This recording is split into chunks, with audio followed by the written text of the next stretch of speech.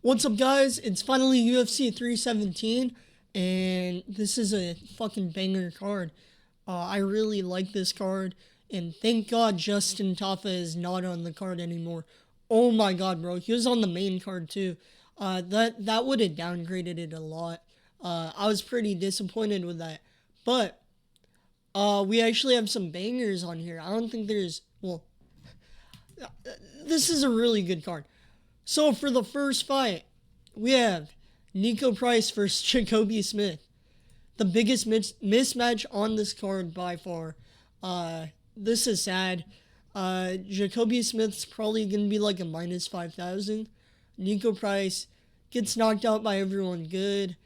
He only wins to old men, and he's probably going to retire after this fight. Jacoby Smith, he's undefeated. His only fight in the UFC is a round one knockout. And he has fast and powerful hands. He's a young dude. He's going to slaughter Nico Price. It's a lamb going to the slaughter. So I'm going to have Jacoby Smith by round one knockout or TKO. So Denise versus Alvin Hines. So let me check. I wrote something in my notes app about this. Sorry, 1 second. Oh, yeah. So Denise, this is a Glory kickboxer. His best UFC win is Alvin Lanes. So here's what I wrote. I put Denise got KO'd a lot in Glory, and then I put his best one is Austin Lanes, and then it says put an egg up your ass and had shit. So I don't know why it says that, but I swear to God, for some reason it says put an egg up your ass and hatch it. Right there. I don't know what I was cooking right there or why I wrote that, but I think Alvin Hines is going to win this because Denise, even though he's a huge favorite, he has an extensive Glory kickboxing record. Oh, Alvin Hines looks like fucking buff. Roy, dude, he has a good MMA career outside the UFC. But Denise got KO'd a bunch in Glory. Not that much in MMA, but I think it'll happen now. I'm going to have Alvin Hines by TKO. So then, Cedric Dumas versus Jackson McVeigh. So Jackson McVeigh, I don't know if you're on I don't know if you're on Instagram a lot, but I see this dude on Instagram quite a bit. And he gets some TKOs in LFA, I want to say. He's performed good in LFA or whatever promotion he was in right before the UFC. It's a big step up, but he has a massive, great, amazing Trump impression. That's this dude. He's the dude that he has long hair and he does Trump impressions. So I'm gonna have him by unanimous decision because Cedric Dumas, this dude's fucking horrible. He's not even a good person. He beats his girlfriend. This pussy beat his girlfriend, then hid in a dog cage, and he has to pay for court. That's the only reason he's fighting. He probably hasn't been training a lot because of all the court cases.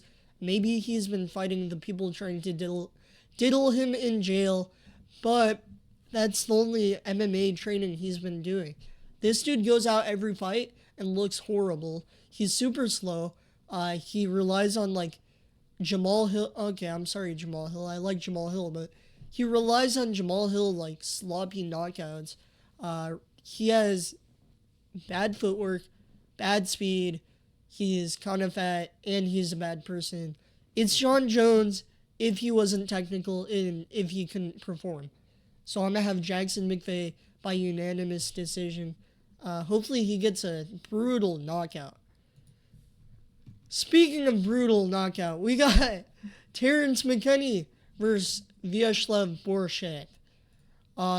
So Vyacheslav Borshev, this is a dude that doesn't have very good head movement.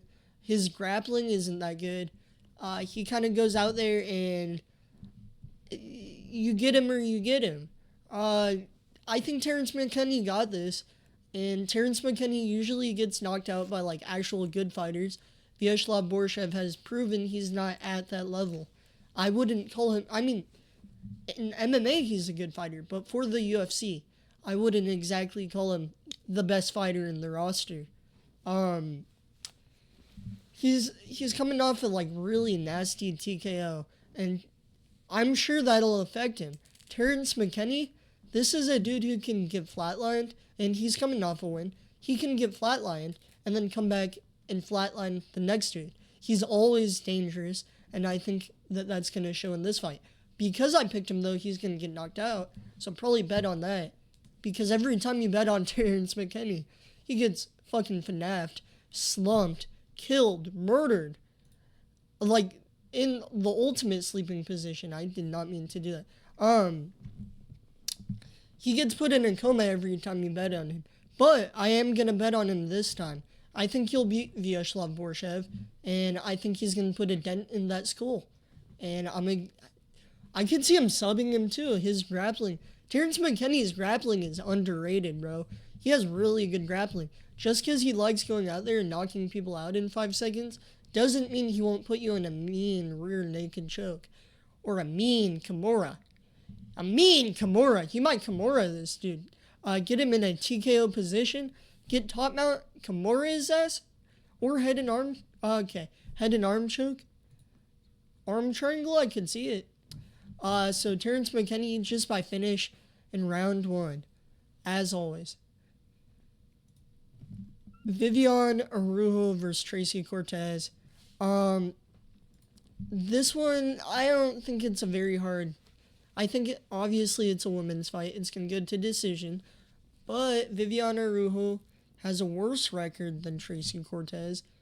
But has been tested way more than Tracy Cortez. Tracy Cortez, kind of because people simp for her. Because people find her hot. She's been given hella cans. Every fight she's in, it seems like they're just giving her the most random girl from the block. And when they actually gave her a good challenge, she didn't step up. She didn't win that. And she got dog-walked by a Rose. Viviane Araújo, yeah. She's won some, she's lost some. But overall, I think she's a better fighter. Because she has gone against better fighters. And Tracy Cortez, Tracy Cortez has been given like 1 or 2 8-star fighters. Viviane Araújo has been given 1-star, 2-star, 3-star, 4-star, all the way up to 9 stars. That's how high the stars go in WMMA. And Viviane Araújo has been tested against that. Not always won, but I think she will win this time because I don't think Tracy Cortez is that good. So I'm done yapping about them. Now on to undefeated Haider Emil versus Jose Miguel Delgado. This is a very big test for Haider Emil, and also a big test for Jose Miguel Delgado. Delgado looks very promising, but he's kind of chinny. And Haider Emil can knock you out. Haider Emil has average power. He doesn't have pillow hands. And Jose Miguel Delgado, this dude has good power and good speed. But I think Haider Emil is going to be too technical. I think if Delgado starts to blitz, Haider Emil is going to clinch and probably judo throw him. And if not, I think Haider Emil is going to piece him up a little bit. And I think Haider Emil got this. Either by a unanimous decision or a round 3 TKO. I think it's going to probably look a lot like... What was the fight of the night? It's going to look like the featherweight edition of the fight of the night of this last card.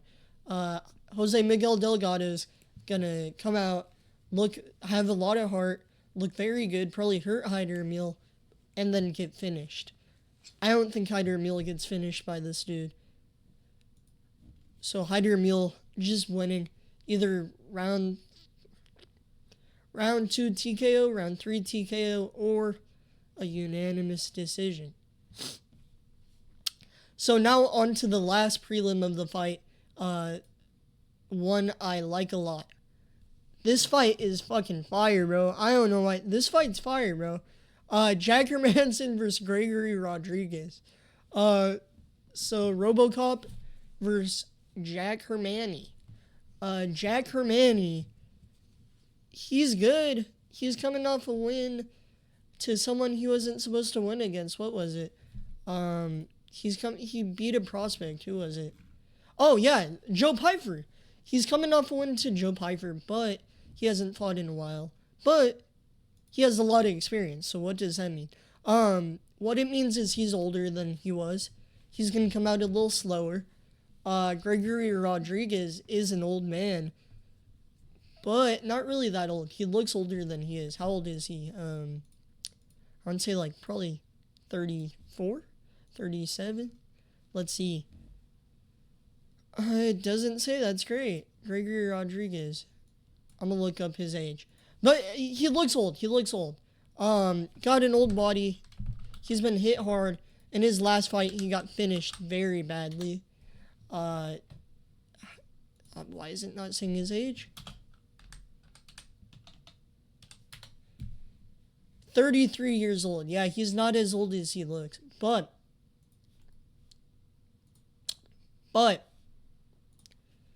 he has hella power. Hella fucking power, bro.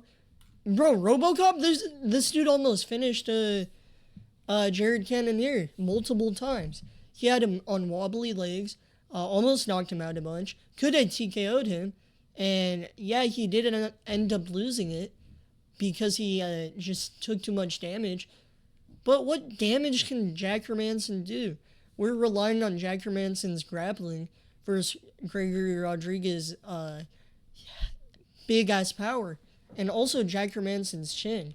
Yeah, Jack Hermanson, he's not chinny. He has a very good chinny chin. But RoboCop, this dude has a different level of power. And yeah, I know people were saying that in that Joe Pfeiffer fight. But I think RoboCop is a step ahead of Joe Pfeiffer. I think he's much more tested. Maybe, I don't know if more power, but he's able to land more combinations. Joe Pfeiffer likes coming in with a looping overhand, with a left hook, landing one big shot, and getting that walk-off KO. RoboCop, he'll hit you with that 9 out of 10 power, where Joe Pfeiffer hits you with that 10 out of 10 power. RoboCop hits you with that 9 out of 10 power, not once, but 10 times in a row. And he's going to TKO Jack Hermanson in the second round. 100%. I'm going to tell you that. It's going to be a TKO for RoboCop. So the main card. So thank God no Taffa brother is on this. Justin Taffa's fat ass is not fighting. Paulo Costa, I don't even think that fight would have been that good. People are crying over that, but Paulo Costa did not look that good versus Sean Strickland and hasn't looked that good in many of his fights. Peyton Talbot versus Felipe Lima. I think people are writing off Peyton Talbot too easy, but can you blame them? He is coming off a schooling to a grappler, Raoni Barcelos. But Felipe Lima also is a good grappler, so it looks like, damn, this dude's about to, rape Peyton Talbot, bro. Rip. Bro's about to get another vape up his booty. That wasn't Peyton Talbot that had it up his ass. But it looked like he was going to get some stuff shoved up his butt, as usual. The thing is, I don't think Felipe Lima's striking is that good, and his grappling, I don't think it's that good. I think his jiu-jitsu is good, but the control, I don't see him just holding down Peyton Talbot. And if he wins, I'm going to say it's probably going to be a rear naked choke or like a leg lock, maybe. No, he's not getting a leg locked. No way Peyton Talbot gets leg locked. I think Peyton Talbot's an underdog that is probably going to win in this. And Felipe Lima, he's looked kind of chinny. His striking isn't that good in all of his fights. Peyton Talbot can knock anyone out. He's like Sean O'Malley. He comes with those straight hands down the middle. He hits you with that hard too.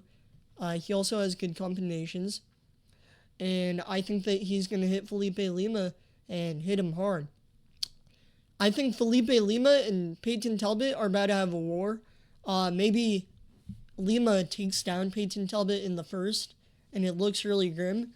But I think overall, Peyton Talbot probably locking in on wrestling, that in jiu-jitsu. Uh, that's probably been his priority. And yeah, this is a dude where he gives a nonchalant aura. It feels like he doesn't care. Like, oh, will he really care enough to train that? It feels like fighting's not his number one priority. But I think that's a mirror. I don't think you get to the UFC with fighting not being your number one priority. And yeah, this dude makes cool films. Yeah, this dude strips. Yeah, this dude plays a lot of fucking Elden Ring and Bloodborne. But he's a really good fighter, and he probably has been training wrestling a lot. And I'm excited to see it. I think Peyton Talbot is going to win a unanimous decision against Felipe Lima. Or Felipe Lima's kind of chinny, but gets wobbled in each of his fights. Maybe it is a round 3 KO for Peyton Talbot. I'll give it round 3 KO. Brandon Royval versus Joshua Van, bro. Dude, this fight's fire, bro. I love this fight, but damn. Just damn. I don't think Joshua Van gets this done. I'm a fan of both of these dudes. They're two of my favorite flyweight fighters right now. Brandon Royval, his boxing, very good. People are talking about his jiu-jitsu. Obviously, it's really good. He's a veteran, kind of, in the flyweight. And not in an old man way, but in a... He's been at the top for the past, 5 or 6 fights he's had. 6, 7, maybe. Joshua Van, he's an up-and-comer. He fights every card. What worries me a lot is Joshua Van got KO'd by the tall dude. Something Johnson.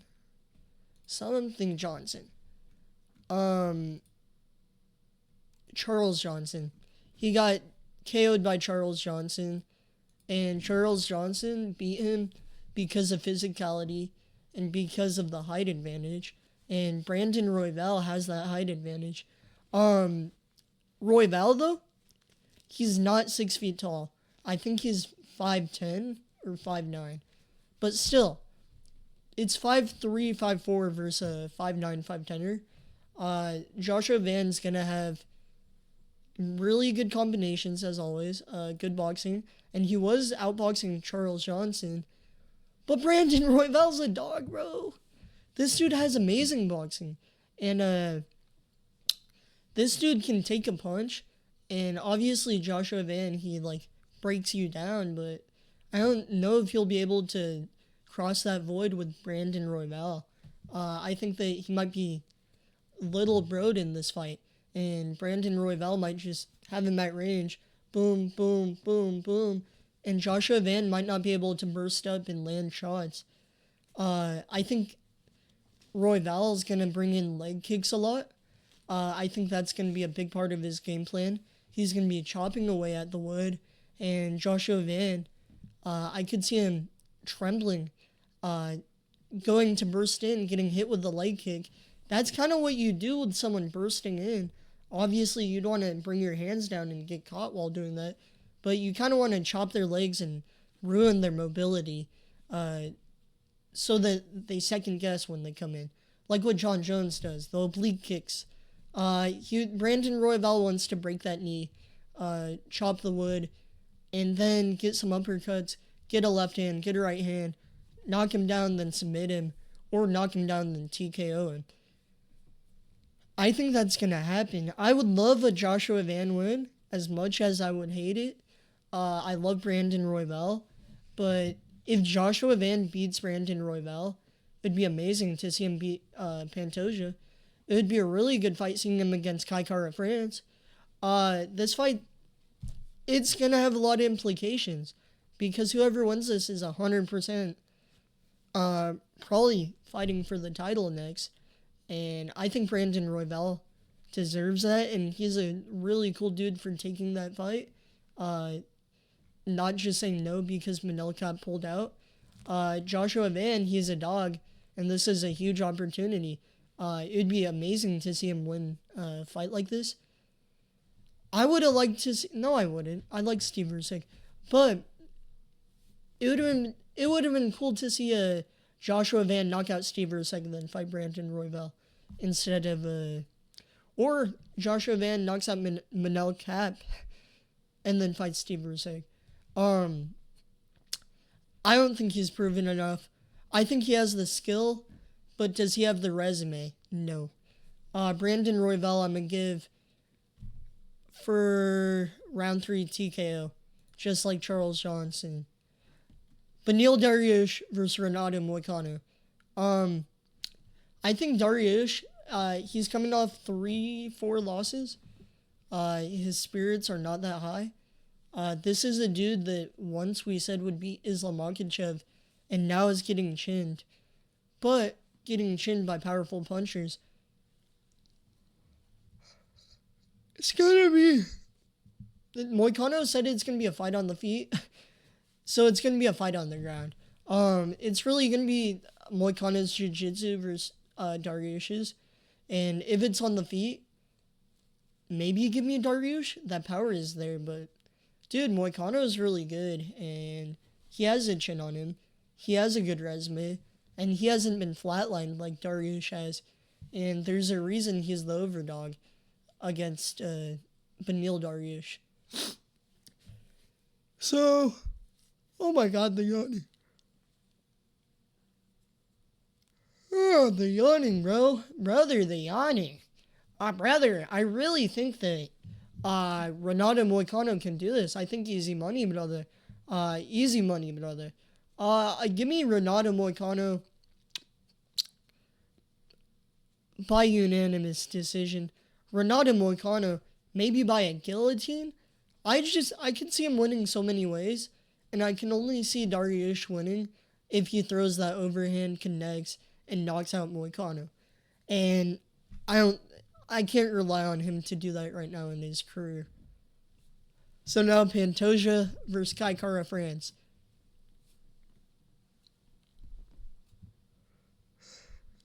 This is getting ridiculous, man. The yawning's bad. So Kai Kara France has huge power. Pantoja has huge skill. These two have fought on The Ultimate Fighter before, and I believe Pantoja won that. Yeah, I think Pantoja won that. Pantoja versus... I don't want to give that information. Who won that? Who won that, brother? Yeah.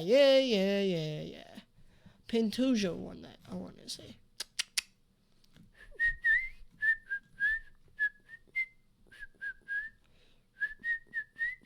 He beat Kai Kara France by unanimous decision. He's going to submit him. Kai Kara France's grappling is good. His counter wrestling is good. In The Ultimate Fighter 1, Pantoja wasn't able to get that grappling off. And Kai Kara France wasn't able to get his striking off. I think now, it's just going to be Kai Kara France isn't going to be able to get his striking off. I think Pantoja is going to win this easily. I think he's going to neutralize KKF and going to be able to impose his grappling. He's fought very good grapplers now, and he's beat them in the grappling. Kai Kara France, he has really good wrestling defense. Really, really good power. He's a power puncher flyweight. But Pantoja, I just see him putting Kai Kara France on the back foot or dodging every punch. I literally see this dude entering the matrix, dodging the punches, and taking down Kai Kara France. Boom, boom, boom, boom, boom. Rubbing that fist into his chest, waking Kai Kara France up, and putting him to sleep with a choke. I'm going to say unanimous decision for Pantoja against Kai Kara France. It would be cool to see him get knocked out, but I don't know if I want to see that. I want to see the winner, Brandon Royval and Joshua Van, win versus Pantoja. Is that going to happen? Probably not. Maybe I want Kai Kara France to win, but I don't think he's going to. Ilya Topuria versus Charles Oliveira. Dude, Charles is cooked, bro. Charles is fucked. Charles, the dude known for getting dropped like 8 times in every fight he wins, versus Topuria, the dude known for knocking out everyone that has really good chins. Volk, Max Holloway. Bro, Topuria is a dog. And with this extra power, he's going to be even stronger. He's going to bring the lighter man skill and speed. He's going to put Charles Oliveira in a position where his record is 35-11. Offer round 2 KO. Flatline. Oliveira is going to get put out cold. And Topuria... so Gaethje, when Oliveira beat Gaethje, Gaethje knocked down Oliveira, but didn't finish. He didn't want to go to the ground. Ilya Topuria is not going to be scared to go to the ground. And I just realized it says his country is Germany.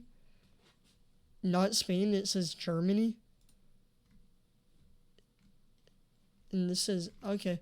But I don't know why his country says Germany. I guess he's training out there. Ilya Topuria, really good striking. Best striking in the UFC by far.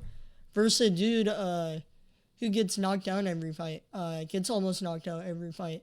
And I think all you have to do is follow up. And Ilya Topuria is going to do that. I could see Ilya Topuria doing a Charles Oliveira. Knocking him down and then submitting him. But Charles, he's not going to get the second wind. He's not going to go on his comeback timing. And he's not going to survive the beating that Ilya Topuria is about to put on him. Give me Topuria just by knockout. I don't care what round. It's going to be a brutal knockout. He's going to win. Oliveira is cooked, bro. I hope Islam ends up fighting Topuria, because that's a competitive fight. This fight, I mean, it's competitive. Oliveira is like very, very good. I would not want to undermine Oliveira, but I just see no way he wins this, and I think he's gonna get flatlined. So going in, we're gonna hope Topuria wins. We're gonna hope Topuria wins, so we don't get our hopes down. We're gonna villainize Oliveira.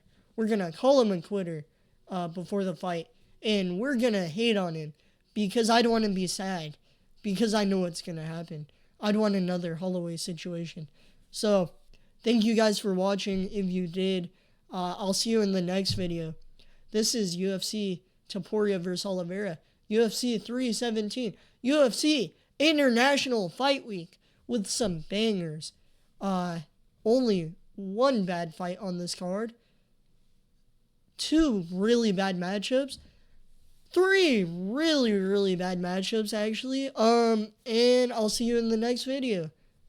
Mwah. Love you guys. See ya.